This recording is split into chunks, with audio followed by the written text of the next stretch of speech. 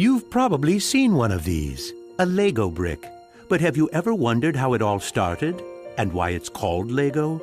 Actually, the name is much older than this plastic brick. Are you curious? Let me tell you how it all began. Many years ago, there was a skilled and hard-working carpenter named Ole Kirk Christensen. Ole was a respected carpenter with his own company, but times were hard, so he didn't have much money and had to dismiss his last worker.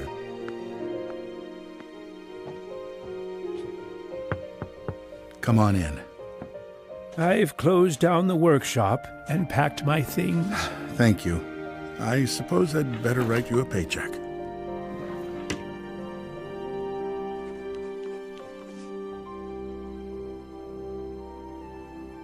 Take care.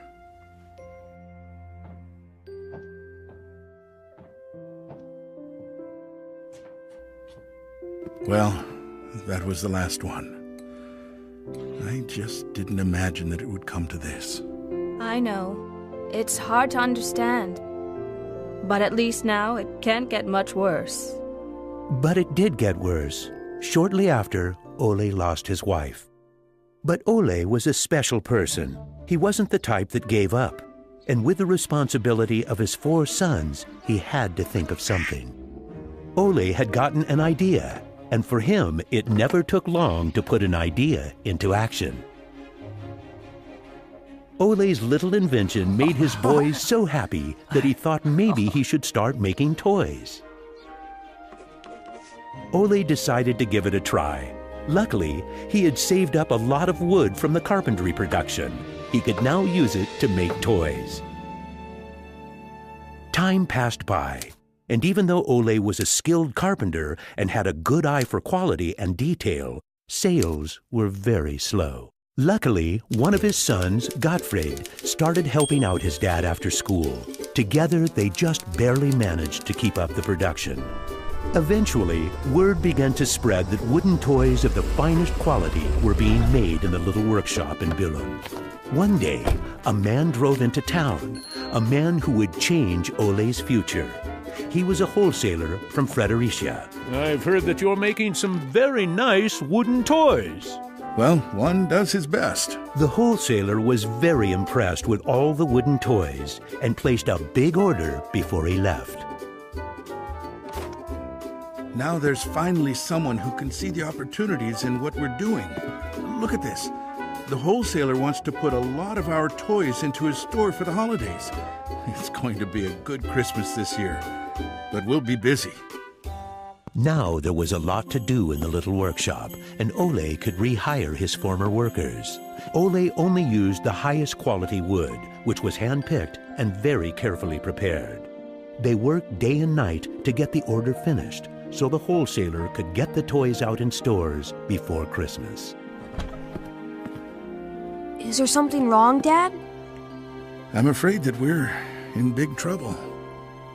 In the middle of their work, Ole received a letter saying that the wholesaler had filed for bankruptcy and couldn't buy the toys that he had ordered. But what are you gonna do? What about Christmas? Now we can't even afford food? I'll do it. What are you gonna do, Dad? I'll do it myself. I'll drive around selling the toys. There was no time to lose. Ole packed the car with all the toys and drove off. Ole was a very good toy maker, but was not a very good salesman. He didn't like praising himself or talking about how carefully the toys had been made. But he had to keep trying if he was going to sell anything. This is going to be a blast. Is there anything you're interested in? It looks exciting, but I don't have a lot of money right now. Maybe we could trade and call it even. Well, I would prefer money, but... In the end, he succeeded in selling all the toys. He didn't receive as much money as he had hoped, but the family managed, and they had plenty of food for Christmas. Time passed by, but the toys didn't sell as quickly as they had expected. Ole thought perhaps the company needed a good name. What should it be? It has to be a short word. I want it to convey playing well. In Danish, playing well is called leg godt. What should it be? What should it be? Yeah, if only I could get some sort of a sign.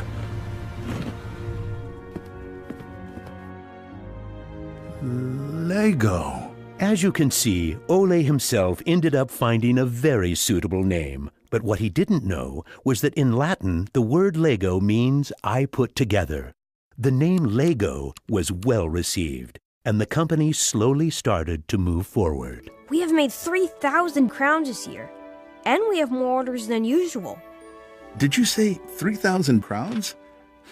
Then you need to see what I've been looking at. Even though Gottfried wasn't comfortable spending money on a milling machine, he could see that it was useful and that the quality of the toys improved. Could you finish the last batch and get it ready for shipping? I will. Dad, I've saved a lot of money for the company today. Really? How? I figured we could save money in the lacquer, so I only coated the ducks twice instead of 3 times. You what? Unfortunately, Gottfried's idea didn't go over well with Ole. Ole made Gottfried unpack all the ducks himself, give them the last layer of lacquer, and bring them back to the train station. Ole believed in high quality and not cheating his customers. When Gottfried returned, Ole explained that that wasn't the way to create a good brand. This little lesson opened Gottfried's eyes to the fact that every detail matters, and only the best is good enough. In the late 1930s, Lego was making a profit. Even when the Second World War broke out, they tried to make the best out of a difficult time. It seemed nothing could go wrong. But a stormy night in 1942 changed their luck.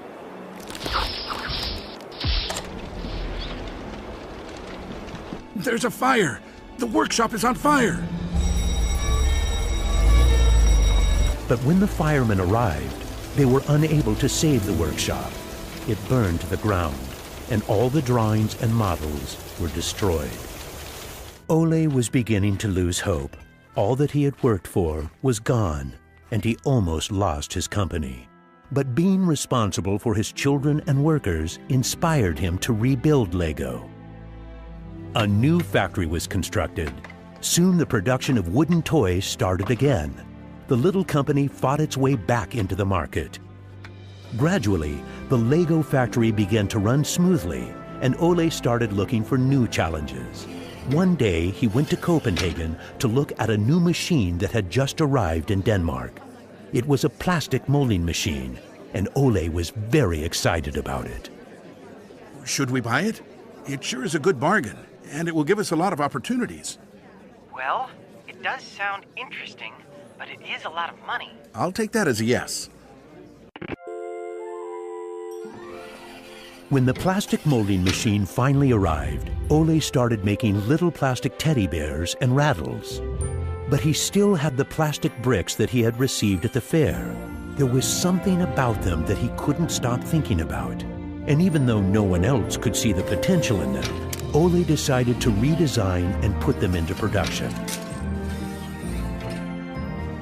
But it was when Lego first launched the Gray Ferguson tractor that the plastic toys became a success. Unfortunately, the sales were dropping during the summer, and the company had too many toys in stock. This can't be right. Of course our products can be sold the whole year, not only for Christmas. Gottfried decided that he would go out and sell the toys himself. Gottfried brought his wife Edith as company and moral support. If you can't get cash, then we need butter and eggs. Well, it wasn't that bad. Gottfried was a success in his trip around the country, which helped Lego to get out of its financial crisis. They reached home just in time for Ole's birthday party. Ole turned 60, and the whole family was gathered to celebrate with him. Well, I guess it was a long trip around the country. Hey, I got an idea. Listen. What about a picture with the 3 generations? Everyone thought that was a good idea, and we were placed on the sofa with all the presents and flowers around us. On a business trip to England, Gottfried met the head of a big shopping center on his way home. They discussed the toy industry, and the conversation would be very important to the future of Lego. Damn this industry. I just think that toys are no good nowadays.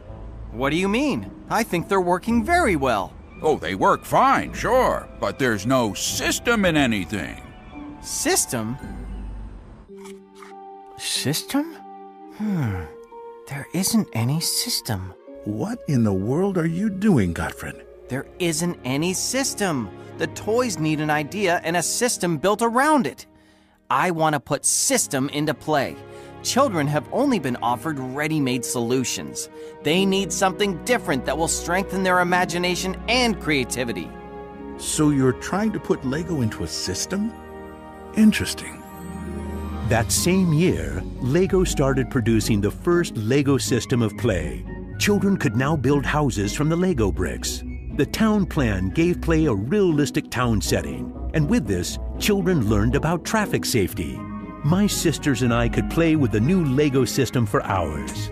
Some people said we were the luckiest children in the world because we grew up in a toy factory. It was a huge breakthrough, and Gottfried decided to try selling it outside of Denmark. The system of play was so popular that they managed to sell it to many countries.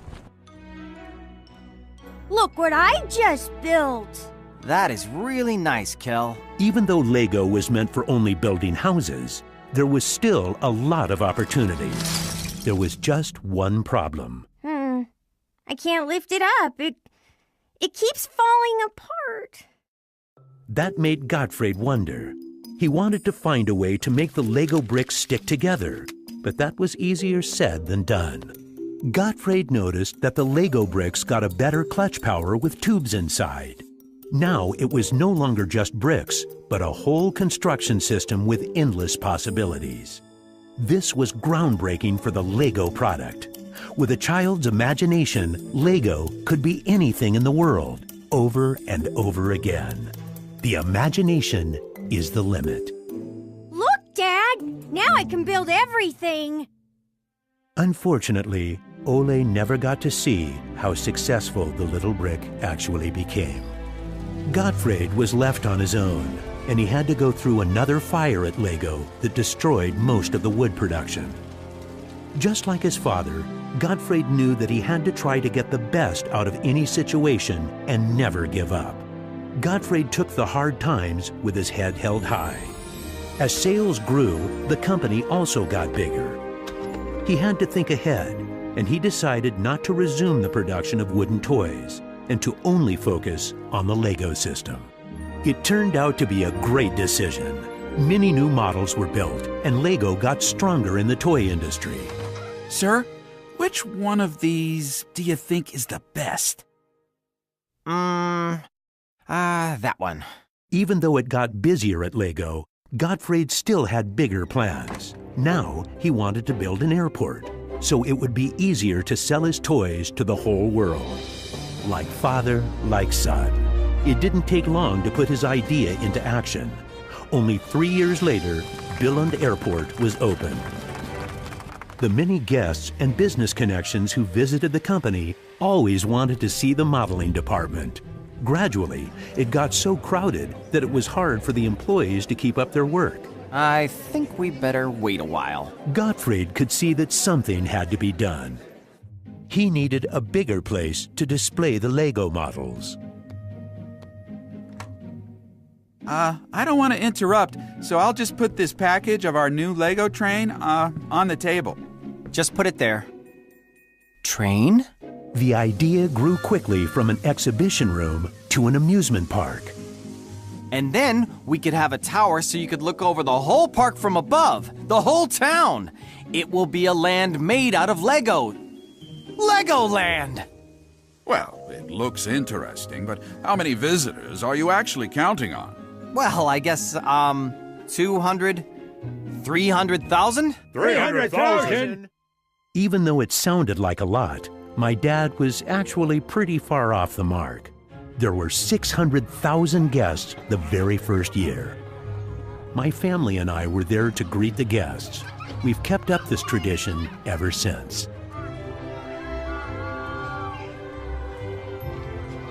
Now you know how it all began.